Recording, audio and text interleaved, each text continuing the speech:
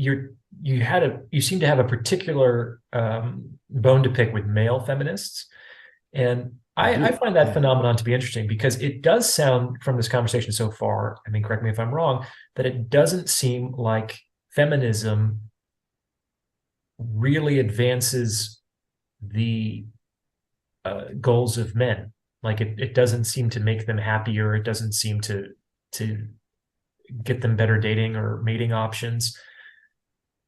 Why would a man become a feminist?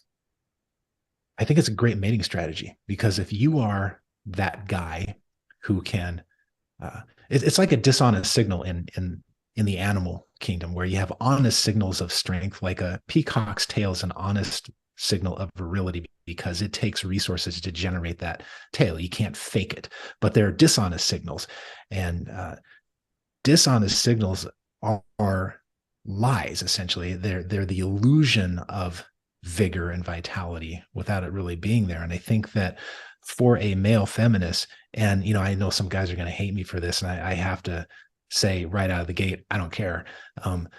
For a man to adopt a feminist mindset, and we should probably define feminism at some point because we're talking about it as if we're working with a common definition. So let's define it in a minute. But for a man to take on a feminist mindset that is essentially anti-male, he's being sneaky. He's saying, look at me, ladies, I'm on your side. That guy over there, the guy that's working on the crane over there and actually building that building across the street, he's not on your side. He's a brute. He probably voted for Trump. You don't want anything to do with that guy. I'm your guy. I'm writing these papers about how we all need to take better care of you. That's kind of a sneaky, dishonest signal. Do you think these men are conscious that this might be a mating strategy?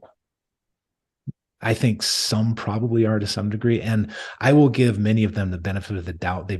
Many men marinate, or they're marinating in this ideology from day one, and maybe they just can't see past it, because they're getting it from kindergarten all the way through college. If they go to college, they're getting in their entertainment, they're getting it from Marvel comics, they're getting all the female empowerment stuff, which is fine. It's not about being anti-female. So maybe they just can't see past that. They've been told for decades that you're a good guy if you think this way, you're a bad guy if you think that way. That's really interesting. What's coming to mind is this classic season of Survivor, the TV show. I'm not a big fan of Survivor, but I think it's a fascinating game because it's almost impossible to win. And in this classic season, it was men versus women. And the way it generally works in the beginning is that there's all sorts of like physical challenges. And based on which side wins, the other side gets weakened. And I think through the first maybe month of the season, it was absolute massacre. I don't think the women had won a single challenge versus the men, and they were dwindling. And yet the winners of that season were all women. Like the top 3 finishers were women. And I was like, Why is that? how did this happen? Because the women could not outcompete the men at a single event. The way it happened is that the women drove a wedge between the men.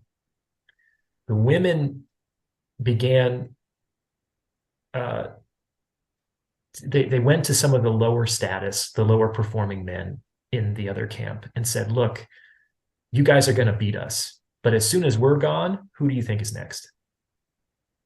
Do you think you're going to beat these alphas?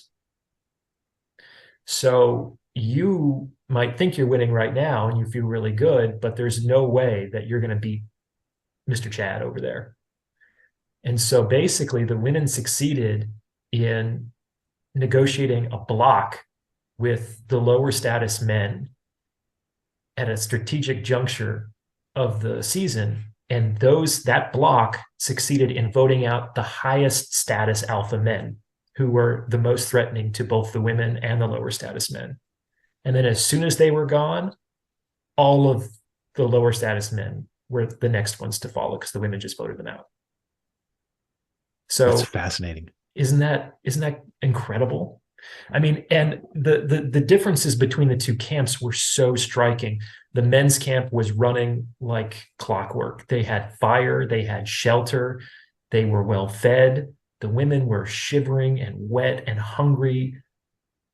They didn't have the survivor skills to like, they were barely hanging on at some point. They resorted to a desperate strategy, but it worked.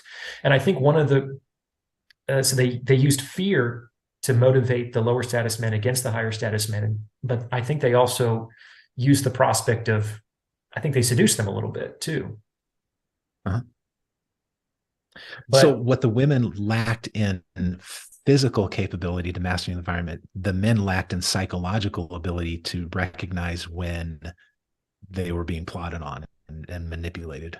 yeah, those lower status men were definitely, I mean, it was very fascinating because one of the strategies was to play the damsel in distress, and the women would come over to the men's camp and say, oh, we're so cold, you guys are so strong and you know all about fire, like, couldn't you help us, couldn't you just spare the fire, it costs you nothing, it's like really kind of, and they're the competitors in this season of Survivor. It's men versus women. So can you imagine a rival pulling that card in like a sporting match or something like that, in a boxing match? Right. It'd be kind of ridiculous.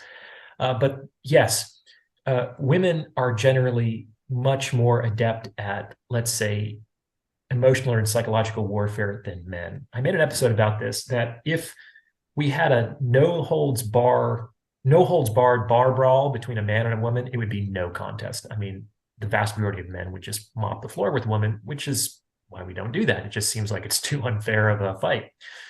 And to be fair, that's generally not how fighting occurs in most relationships. And the vast majority of relationships, it's not a physical fight, it's an emotional or a verbal argument.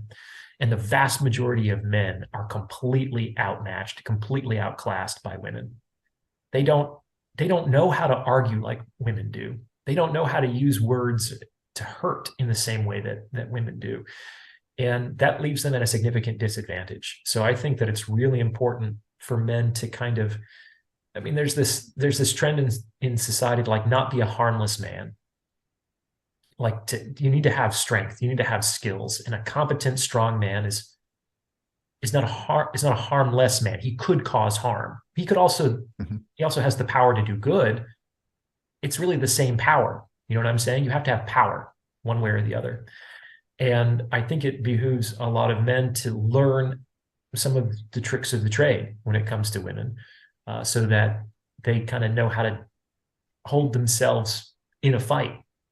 Just like I think it makes sense for guys to know how to like take a punch or throw a punch. It makes sense for guys to know how to recognize emotional manipulation and how to potentially tolerate and resolve their own discomfort that comes up in the presence of a woman's distress. Yeah, you said so much good stuff there.